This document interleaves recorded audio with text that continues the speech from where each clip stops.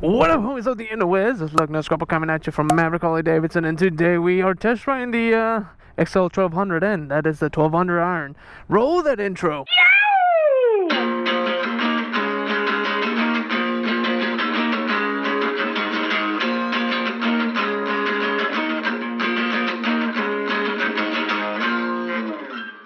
That's awesome. So that's right, this is billiard blue in color. Man, that AMF VERO logo, that's like the best thing they could have done for the Sportsters the last 2 years, and it looks fantastic. Blacked out. It's what the Sportster should have been for a long time, and I'm glad it's as is, as you can see right now. And I love that it's blacked out. I love that they added the bunking set on this, on the shocks and the crash bar or engine guard, whatever you want to call it. But either way, overall good looking bike, and we'll get into the details here in a second. So roll the tape.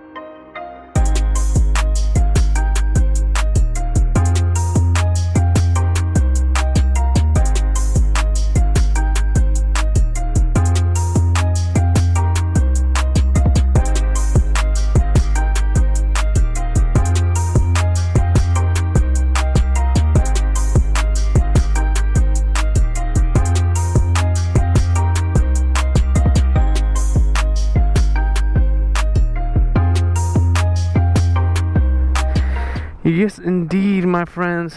Billiard blue in color. It looks fantastic. And that bunking bar is like super nice, super clean, not in your face, and yet very, very nice to sketch lay this thing over. You get the shocks right here, shock mounted. And this one is available right now. But let's get cracking.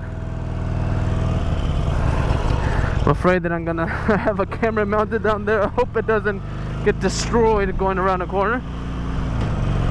So Sportsters in general, they're just fun to ride.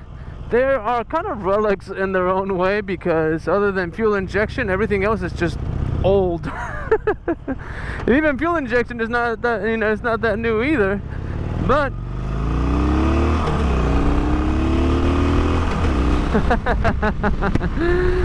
oh, most definitely an in-city bike this is. The seat is absolutely beautiful. The diamond stitch, this used to be a seat that you could buy after the fact. Now it comes stock on this motorcycle. Of course, it came stock last year as well. It still does this year. So this is a very comfortable bike, mid-control, so it's good for going around corners. I mean, by that I mean, if you had forward controls, you would probably won't be able to lean it as much before you hit the pegs hit the ground. That's one of the advantages of having mids. And again, you have the bunking bar up front, so you can do things like this. Stretch out, baby. But obviously that's not the main reason it's there, but it's nice to have, that's for sure. So the little cowling on the front definitely takes all the wind off your chest right about here, right above the nipples. So it's nice to have that little cowling on there. It definitely looks cool. It's definitely a bar hopper, and in-city bike for sure, 100%.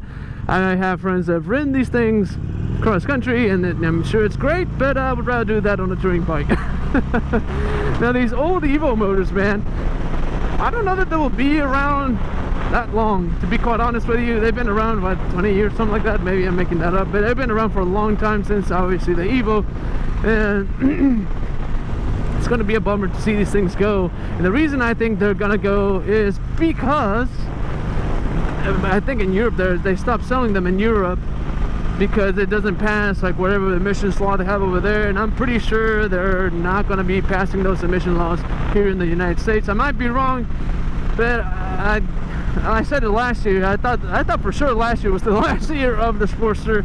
I still hold on to the fact that I mean, it's going to have to change at some point, which is kind of a bummer, because this is the last, I don't know, a lot of people think of it as like the last real Harley, the last air-cooled, even though, again, the Milwaukee 8 is air-cooled, but it's just too smooth and too much power for your average consumer, it seems like. But anyways, this engine, I think it's on its last production days. I think their day's been numbered. They don't really Obviously, Harley's not going to say anything about that, but I think that this is, you know, this is what you need to buy. If you wanted an Evo Sportster, you better get them quick, man.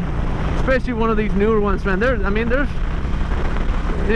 fixed all the kinks on these things, and then they're really nice. And again, the people love the carbureted ones, which is great. But fuel injected is kind of nice. It's convenient, especially for a daily rider such as this one. The bars are super comfortable in conjunction with the seat and the pegs. It's just a comfortable ride. I mean, I would probably personally roll the bar slightly forward just because I'm about 6 foot and I'm very, very lanky.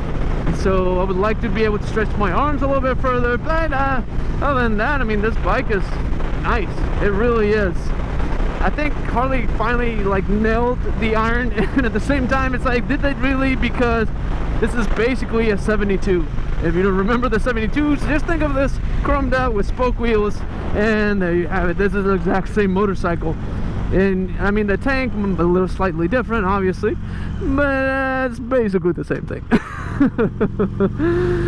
Now, when they came out with the Iron 1200, I had mixed feelings, because to me an iron was always an 883.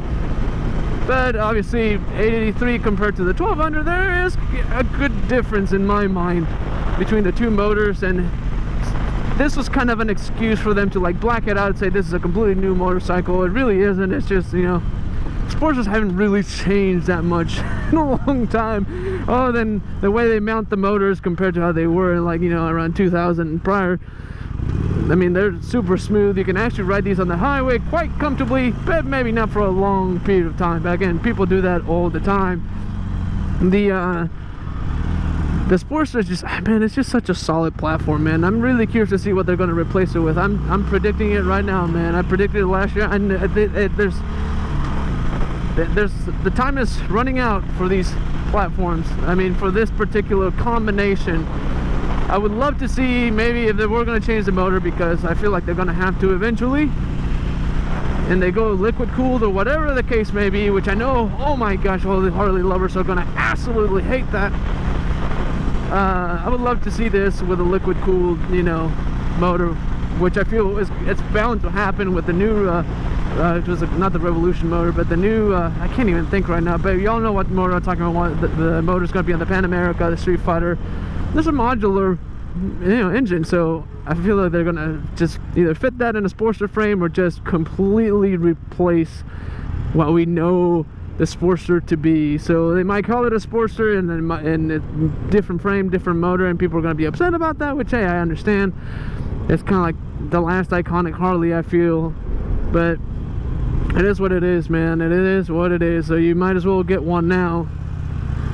I really like Sportsters. This is not the Sportster that I would get, but needless to say, they're fun to ride, man. They're so much fun to ride. They're geared completely different from all the big twins.